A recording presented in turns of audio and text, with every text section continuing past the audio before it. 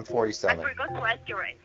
47. 47? Oh my god, I thought you were 27 or something. I thought you are my age, actually. Oh, yeah. Okay, you sound very young. So now, put me on the loudspeaker. Welcome to Time to Call Out Fraud.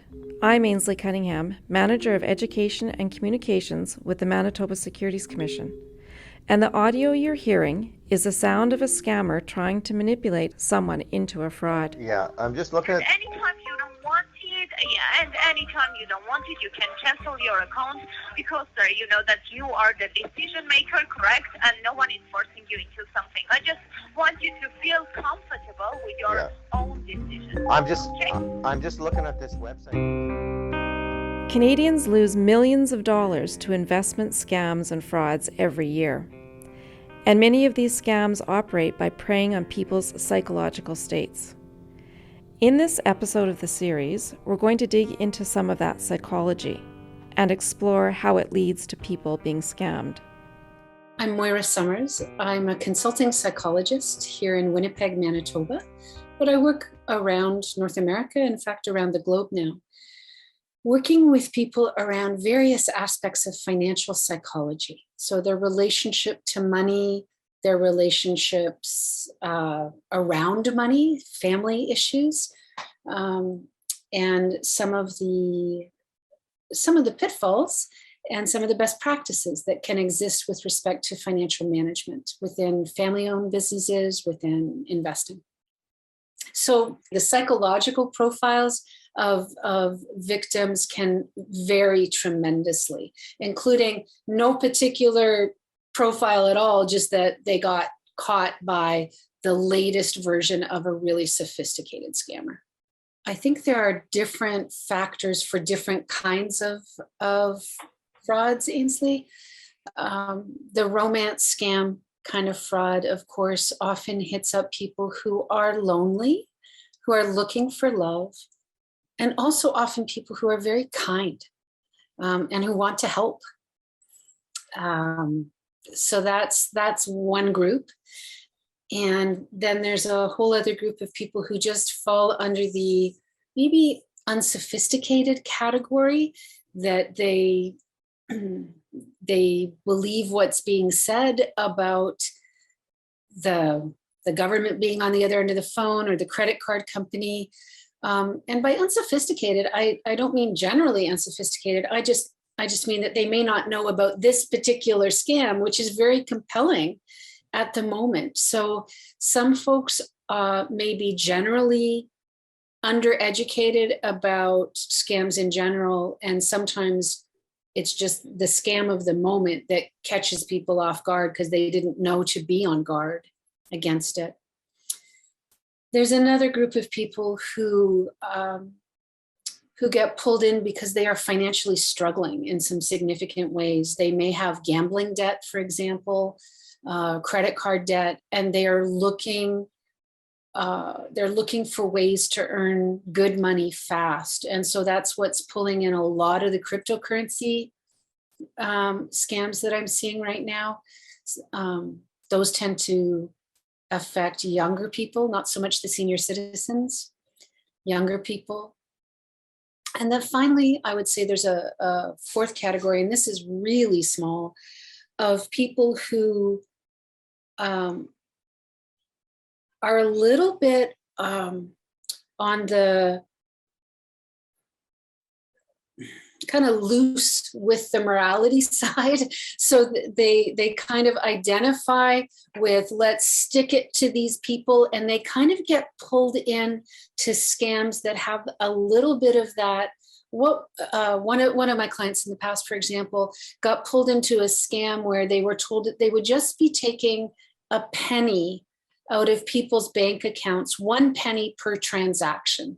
So they knew it was illegal, but they also justified that it wasn't really hurting anybody. Dr. Summers says she's seen these factors play out in different ways in her practice.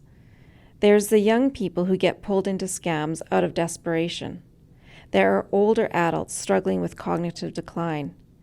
And then there are people whose kindness and loneliness are exploited. I'm thinking of thinking of a few cases actually. So one of them was one of these romance scams, and I was contacted by a financial advisor who was watching this unfold, and it was almost like trying to talk to somebody who believes in a conspiracy theory. This woman just could not believe that this was happening, and so tens of thousands of dollars were coming out of the account. And it wasn't until I was able to sort of give the financial advisor the script of the scam, because it was to give, to his client and to say, this is what will happen when you say no. Just try it. Or this is what will happen after you give the next installment. This is how his story will morph so that you will be asked for more. And so it wasn't until she could really understand that this, as credible as it seemed to be, it was something that had played out many, many, many times before, creating a trail of victims. But the pervasiveness of the belief that this person loves me and has my best interest and is just trying to come home to me so that we can have a life together. Oh, it was heartbreaking, Ainsley.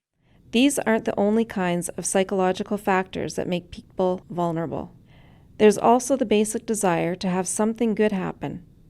According to Janet Taylor, Deputy Public Guardian and Trustee for Legal Services with the Public Guardian and Trustee of Manitoba. The Public Guardian and Trustee of Manitoba protects the interests of individuals that do not have the capacity to protect themselves, including in cases of financial abuse, which can include fraud. And Taylor says in her work, she's seen this desire exploited.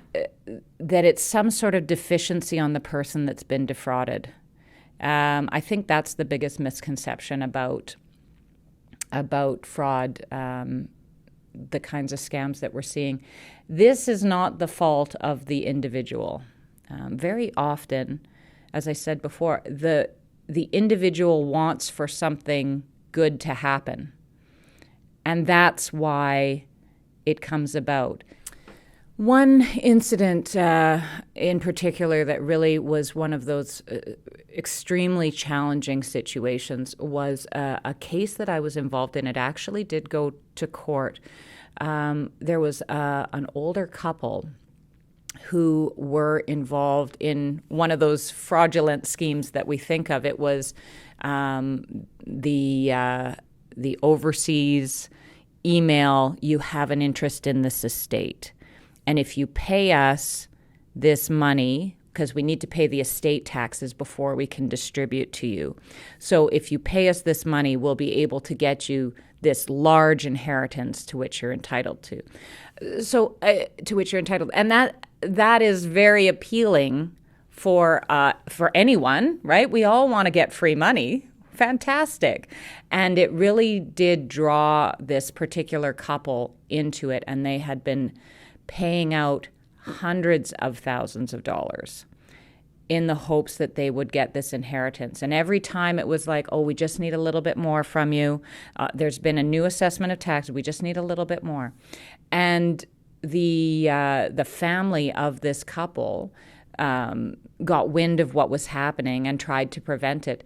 The problem was the older couple was just, they had invested so much in it, and they just thought if they put in a little bit more, they're sure to get, we've already come this far, we can't walk away from it if this is really something that we're entitled to. And in that particular instance, the police even went to speak with this couple and say, you're not getting anything. This is a scam. You're being defrauded. And it was that they were still resistant because there's a lot of embarrassment, a lot of shame associated with falling victim to something like this. And that's what we have to get rid of, is not that it is the problem of the person who's been defrauded. You could see people falling prey to something like that, right? And it's not necessarily that you're stupid. It's not necessarily that you're money hungry. It's not necessarily that you're naive. It's just that it sounds plausible enough. And the idea of it being true is so appealing that outweighs the sort of, maybe there's something amiss here, because you so much want it to be true.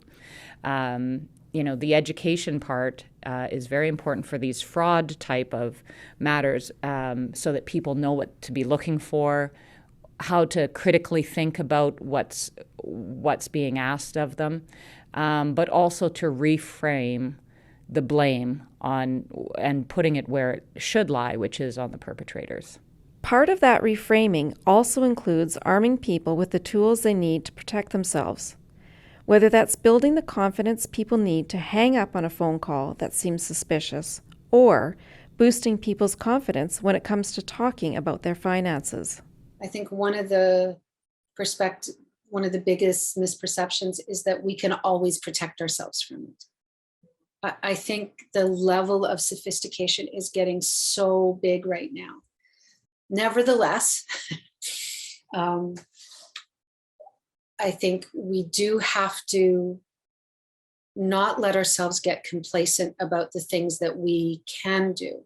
Other things that can be helpful include just thinking of our own aging and what is it that we could be putting in place that would be helping to make us less likely targets.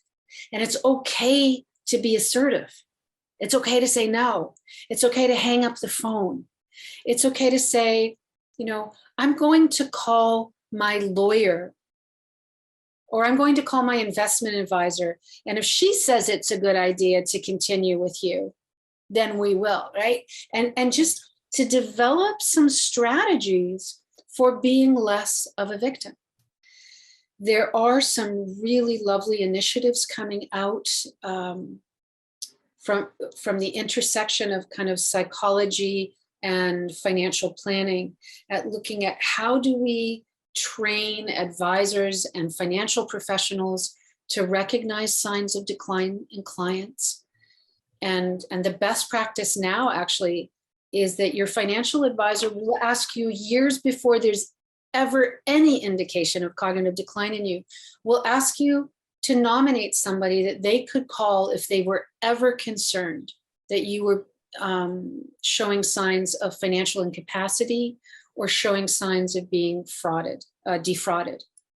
I'm aware that one of the real dangers is that we constantly go back to the individual. It's on the individual to protect himself or herself. And I think, you know what? It's also on banking institutions to be protecting us. It's also on software providers to be protecting us. It's also on internet suppliers to be protecting us. Those are the big minds out there. Those are the ones who, how the people in cryptocurrency need to be protecting their customers. So in other words, it can't just be on us. It would kind of be like saying, how do we protect ourselves from accidents as motor vehicle operators without also looking at how is this car manufactured? And what about the highways that we're driving on? And what about the enforcement, right? There are limits to what an individual can do. And we need to be putting regulatory pressure on the bigger picture people to be doing their part. That's it for this episode of Time to Call Out Fraud. Thanks for listening. Please leave a review and share to help spread the message and shed some light on these fraudsters. Next time on the podcast, we'll hear about some of the ways in which cryptocurrency is being used to defraud Canadians. If you don't have that much knowledge in Bitcoin or something, or any investment, any coins, and so forth, don't register and don't even talk to them because it's not real. They are fraud. That's next time on Time to Call Out Fraud.